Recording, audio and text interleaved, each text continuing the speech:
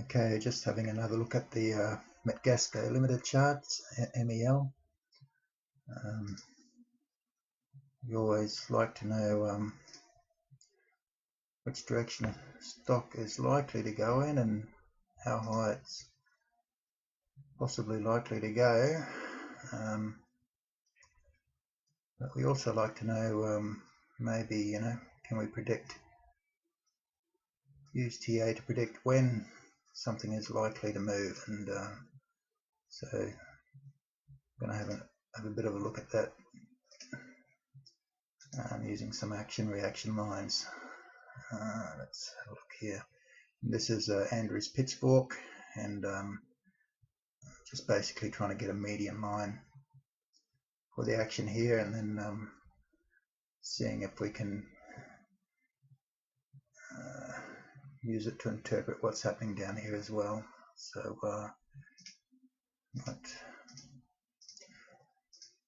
so we got the pitchfork. The idea is that price will come back to the median line about 80% of the time, 80% chance. So we've had 1, a 2, a 3, or argue almost 4. So there's your 80%. Try to come back, but come back again another time, but it's couldn't quite get there, and it's failed.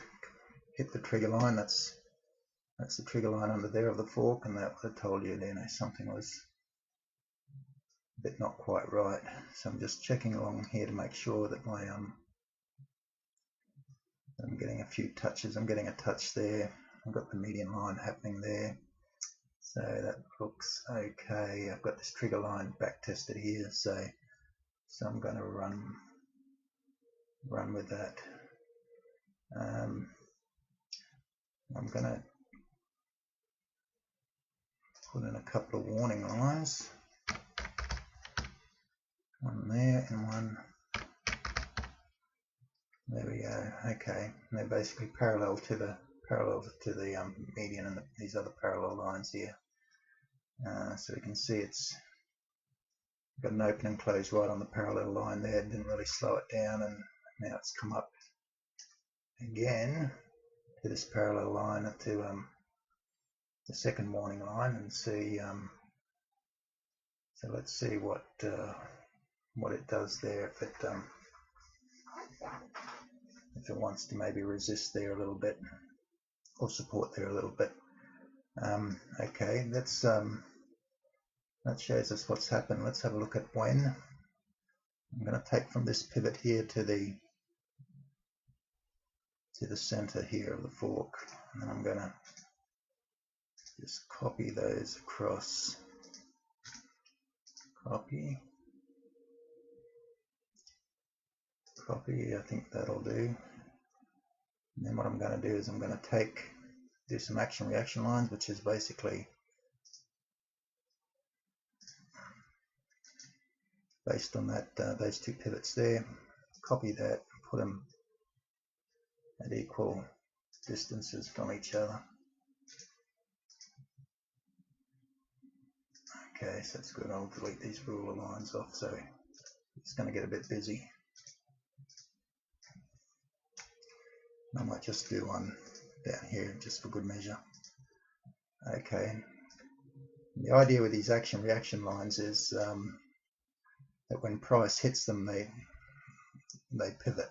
The price pivots. So so we've had the first one here down here where price has pivoted off the action line, come up to the line here, pivoted again, come back.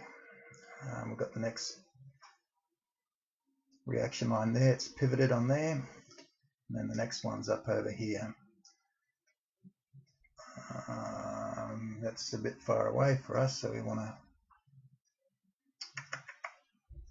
Okay, how about we take the middle of these lines, and we'll see if we can get put one there. Try and grab those fibs.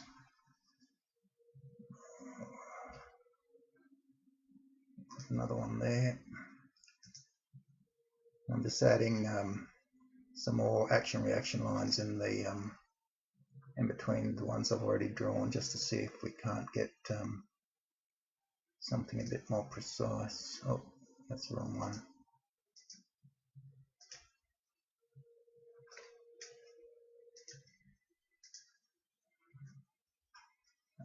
Okay, just bear with me.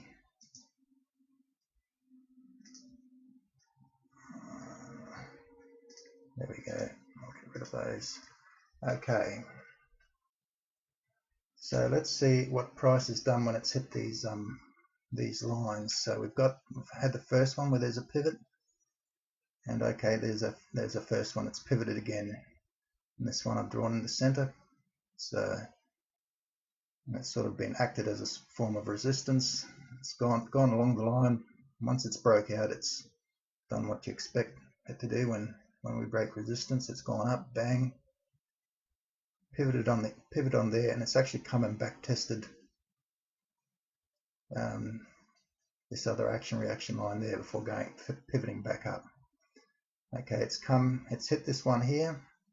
It's sort of had a bit of a resistance there, but once it's broken out, it's gone up, broken through. It's come back tested again, gone up to the next action reaction line. It didn't pivot, but what it did do, once it's broken through there, it's had this big move up and actually supported back on the median tine here, or the median of the fork.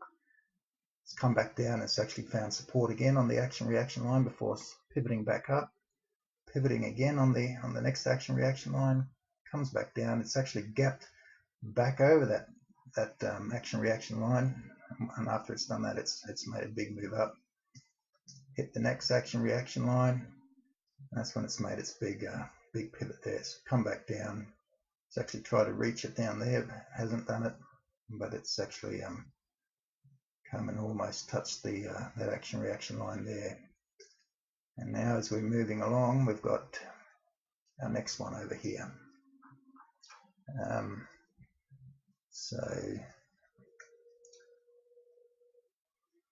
Okay, so what we can see here is that price is responding to these action reaction lines that are drawn equidistant to each other, and that's they're basically acting as resistance, support resistance. And you could actually trade them the same way you trade support and resistance lines, your normal horizontal ones. If once you see the pattern there, and you trade them as breakouts.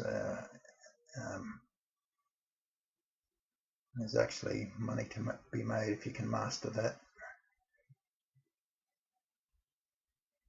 which I'm not claiming that I have, but they fascinate me. So that's why I'm putting them on here. But the reason I put these on here is we've got another action reaction line coming up.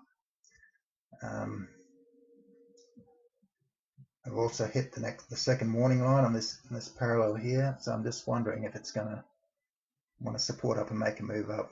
Now, once it hits this action reaction line, either here,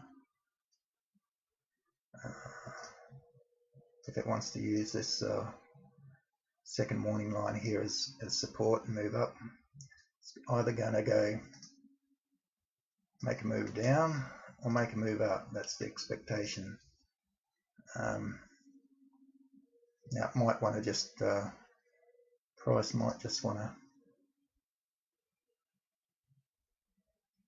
keep going straight along for a while, in which case it won't hit that action reaction line until about here. When's that?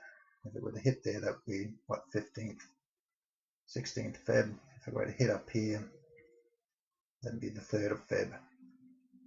Mind you, if it wanted to start making a big move, of course it had hit that line, action reaction line, before then, which means it might then start wanting to make a big move up, or it might come back down to support before it has another shot. So and how would you play that? Well, what we've actually got is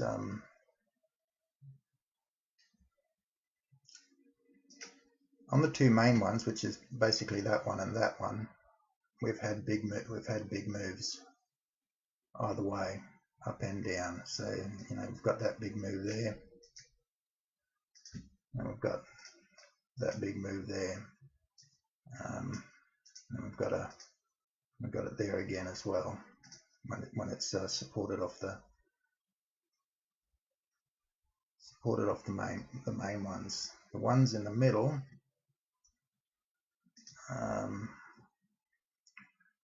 well, I suppose we've had that move, which then turned into that move there. When it's supported off the back here, we've had when it's supported off the back here, we've had we've had that sort of move there, which is sort of similar. So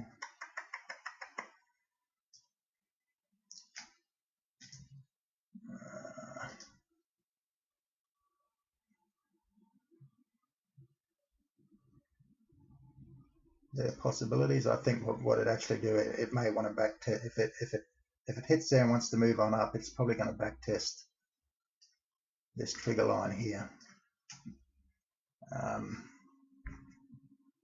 But then again, if it wanted to make a big move, there's no reason why it couldn't move back up to back test this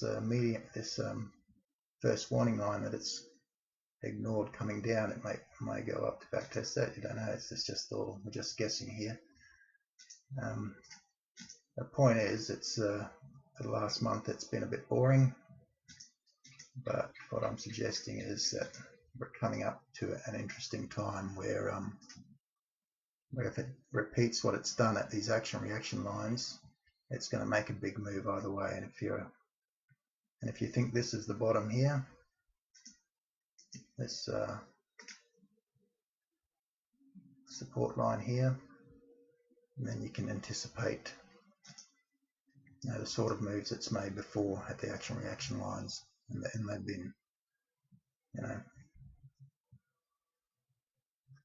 anywhere from this little one here to these big ones. So I'm not saying it's going to go straight up there. It's got a few resistance points going up, but the downside is if it wants to move down further, then we've still got the 38 resistance at 38.37 roughly. So, but at the moment it looks like that's the bottom of it. So yeah, so something to look forward to, guys and girls.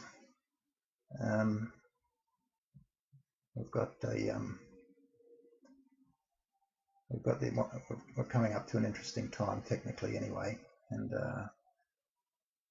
if it wants to break out past that action-reaction line, when it breaks out past that action-reaction line,